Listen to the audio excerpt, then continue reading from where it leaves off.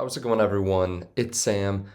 The recession is coming. It's official, coming out of Europe. Now, I say it's official. That's what the central bank is expecting. And I want to talk about that, talk about why the market's red, talk about what we can look forward to, what I'm doing specifically, and how you can make moves in this market. So if you guys don't mind hitting the like button and subscribe button, I appreciate that. I do want to thank today's show sponsor, moomoo. You guys can always skip around. I do have timestamps underneath the video, but I would highly suggest staying through because they have a new offer. Now, before we go any further, I want to talk to you about partner of the channel, moomoo. So moomoo is great because they have extended hours trading from 4 a.m. to 8 p.m. Eastern time. This is great because the market is so volatile right now, especially with earnings. We have stocks like Netflix, they're moving 36%. So in case some company that you're invested in has earnings after hours and it changes what you want to do, or you want to trade after the market closes, you can actually do that on moomoo with their extended hours trading. They also are giving some bonus stocks. So when you sign up to moomoo and open a Futu brokerage account during the promotional period, you can get a free stock worth between $3,000 and $3,500. After you complete a minimum deposit of $100, you can also get another free stock worth between $8,000 and $3,500. And then if you deposit $2,000 or more, you get the chance to draw 3 different stocks worth between $8,000 and $3,500. So sign up with the link underneath the video to show some support and to get your free stocks with your deposits and to also trade extended hours today. Now they're also offering a free Twitter stock when you deposit $2,000 or more and keep $2,000 or more on the platform for 30 days. So definitely check out the link underneath the video. Now, the markets are red. We were seeing a lot of green yesterday and all of a sudden Bitcoin dropping like a rock. We also have the indexes dropping like rocks as well, with the NASDAQ down 4%. So what exactly is happening right now? So the Bank of England said that recession is coming. The European Central Bank decided to raise by not 50, but 25 basis points today and talked about how they're unable to stop some inflation on items like food and gas. So they can raise interest rates, and Powell said the same thing, but these items, they can't control what the prices go to. The European Central Bank is expecting 10% inflation by the end of the year, and they don't think they can engineer that soft landing that everyone is working towards. Now, there are a couple reasons for that. Now, one is they're actually taking steps to ban Russian oil, so their supply chain constraints are actually going to get worse. And they're also facing stagflation. So the problem is when you reach stagflation is usually when there's a stagnating economy, you throw more money into the economy. But when there's high inflation, you can't do that because then inflation will just go higher. So it's a really difficult situation to be in. They also had German manufacturing orders that came through today, and they were expecting a slight decline, but this fell 4.7%.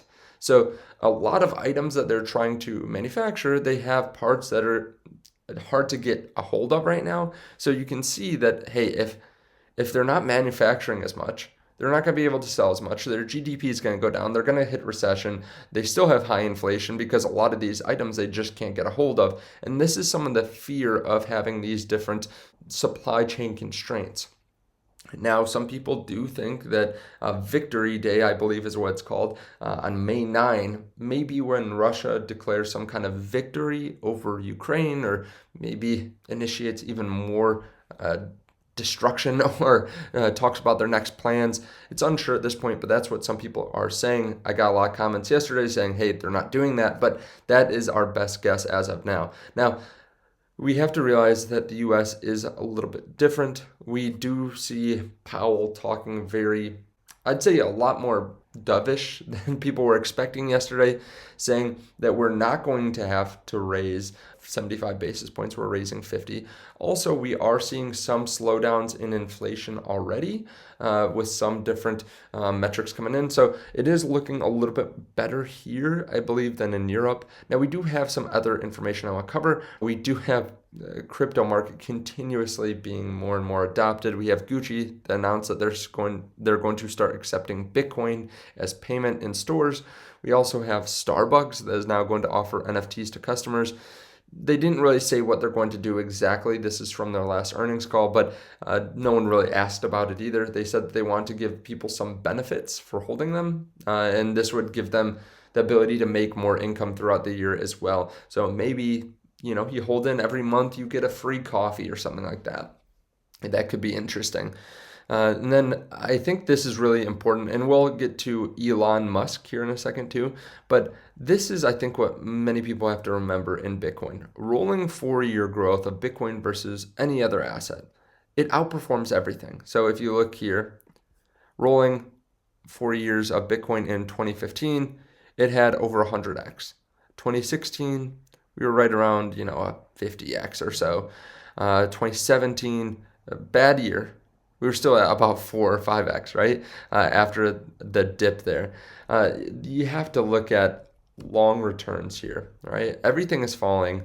There are going to be deals on the market. What do you want to put your money in? I'm betting on Bitcoin with a good portion of my money. And this chart, I think, shows that Bitcoin does outperform consistently. And this is just something that many people should have some money in. Now, we did get some news from Elon Musk and Binance, actually. Binance is committing $500 million to co-invest in Twitter with Elon Musk. So they're starting to get some investors. This is pretty cool for Binance. I mean, I didn't know that they had $500 million just sitting around to throw wherever they wanted in different stocks, but it is cool to see that they're taking part as well. And then Elon Musk is expected to serve as temporary Twitter CEO after the deal closes. So if some people are worried about this, like Tesla investors, you have to realize he's already CEO of so many different companies.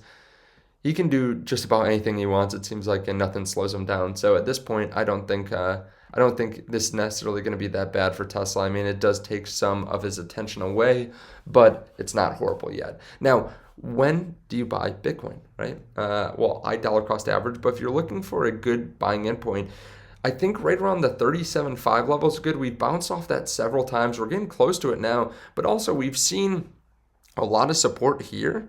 So this level is something that we've seen us bounce off of several times.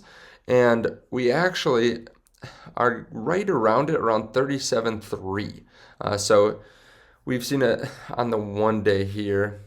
It's been pretty consistent. So I think if you play this line, you'll probably do pretty well, unless we just break through it. But we bounce off of it several times. We got close here and went away from it. So 37.3, 37.4, I think that's a good zone to be buying a little bit heavier if you're looking to buy.